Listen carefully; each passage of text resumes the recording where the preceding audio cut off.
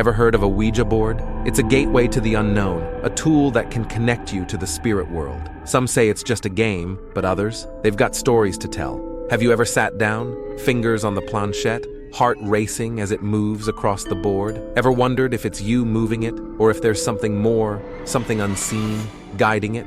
Imagine contacting a spirit named Zozo. Sounds made up, right? But hold on. This name, Zozo, it's not new. This entity, or whatever it is, has been showing up in Ouija sessions for years, and it's not a friendly experience for anyone involved.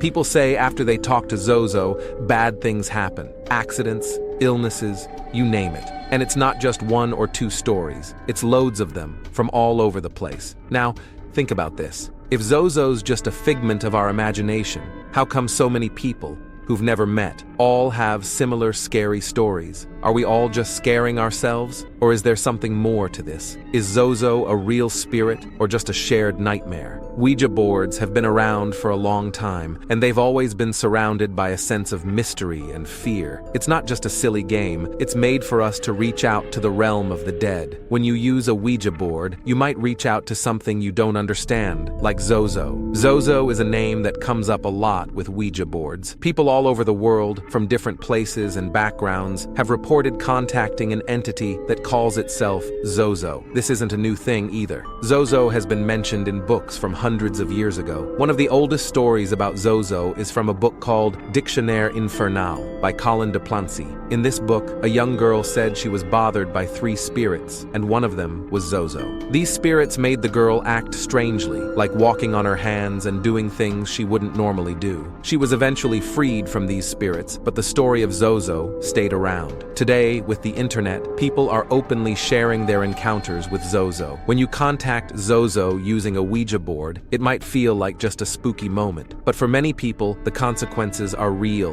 and frightening. There are lots of stories from people who say that after they talked to Zozo, bad things started happening. Some people have even said that they felt like Zozo was following them even after they stopped using the Ouija board. One person said that after talking to Zozo, their family started having a lot of bad luck. Another person said they felt really scared and uneasy all the time, like they were being watched. It's not just feelings either. Some people have had physical things happen, like getting hurt or feeling sick out of nowhere. The stories are all different, but they all have one thing in common. Talking to Zozo changed things for the worse. What's interesting is who Zozo seems to target. A lot of the stories come from women or people who are going through a hard time, like feeling really sad or having a lot of stress. Some researchers think that these kinds of people might be more open to being influenced by something like Zozo. It's like they're at a point in their lives where they're looking for answers, and that makes them more likely to believe in and be affected by something they can't see. The experiences people have with Zozo are really intense. They talk about feeling angry, scared, or just having a lot of dark thoughts. It's like contacting Zozo opens up a door to something that's not good, and the effects don't just go away. People say that they keep feeling bad or having bad luck for a long time after. It's not something that's easy to shake off. Not everyone believes that Zozo is real. Some people think that Ouija boards are just a game and that there's a simple explanation for why the planchette moves. They say it's all in your head. This is called the ideomotor effect. It means that sometimes our bodies move in small ways without us even realizing it. Some scientists think that this is what makes the planchette move on a Ouija board, but that doesn't explain everything. If it's all just in our heads, how come so many people who don't even know each other have the same experiences with Zozo? It's not just one or two stories. It's a lot of people from all over the world saying the same thing. They talk to Zozo, and then bad things start happening. It's hard to believe that all of these people are just making it up, or that it's all a coincidence. Some people have different ideas about what Zozo might be.